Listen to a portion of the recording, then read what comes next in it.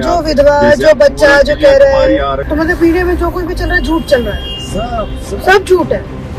কাশ্মীরের বুকে সত্যের লুকোচুরি এখন যেন একটি রাজনৈতিক নাটকের রূপ নিয়েছে, যেখানে প্রশ্ন উঠছে কারা পরিচালক, কারা অভিনেতা আর কারা দর্শক। जब से पहलगाम घटना घटी है, काफी सारे जर्नलिस्ट घाटी में जाकर घाटी की लोगों के बीच में जो बातचीत है वो सब हमारे बीच में ला रहे हैं। কাশ্মীরের পেহেলগামে সাম্প্রতিক হামলা নিয়ে ঘনীভূত হচ্ছে ধোঁয়াশা।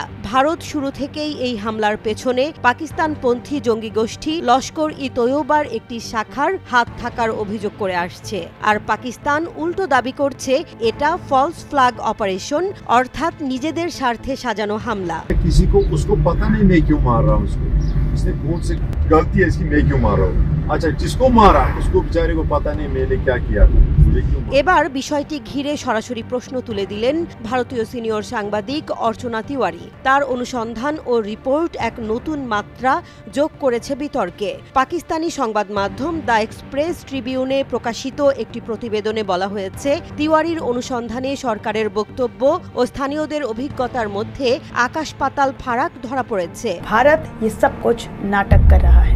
অর্চনা তিওয়ারি একাধিক প্রত্যক্ষদর্শী ও স্থানীয় বাসিন্দার সঙ্গে কথা বলে দাবি করেন তিনি এমন একজন কাশ্মীরি ড্রাইভারের সাক্ষাৎকার রেকর্ড করেছেন যিনি চমকে দেওয়ার মতো তথ্য ফাঁস করেছেন। ওই ড্রাইভার দাবি করেছেন পেহেলগামে নবদম্পতির ওপর হামলার গল্প পুরোপুরি সাজানো। তার কথায় হ্যাঁ, এটা সব মিথ্যা, স্বামী জীবিত, সবই ছিল মঞ্চস্থ নাটক। बच्चा बोल रहा है कि मेरे पापा से पूछा कि हिंदू है मुस्लिम है, वो झूठ बोल रहा है। झूठ। এই বক্তব্য সরাসরি প্রশ্ন তোলে কাশ্মীর হামলার ঘটনার সত্যতা নিয়ে। এমনকি ভারতীয় সংবাদ মাধ্যমগুলোর ভূমিকা নিয়েও সমালোচনার ঝড় উঠেছে।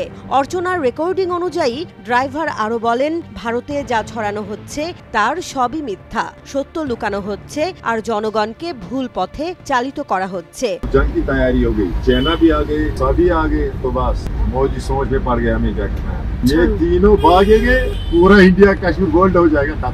এই ঘটনায় নতুন করে বিতর্কের আগুন জ্বলেছে উপত্যকা জুড়ে। নিরাপত্তা সংস্থার দাবিগুলোর নিরপেক্ষ তদন্ত দাবি করেছেন মানবাধিকার কর্মীরা। অনেকেই বলছেন যদি অর্চনার দাবি সত্য হয় তবে এটি শুধু সাংবাদিকতার জয়ে নয়, সত্যের মুখোশ উন্মোচনের পথে এক সাহসী পদক্ষেপ।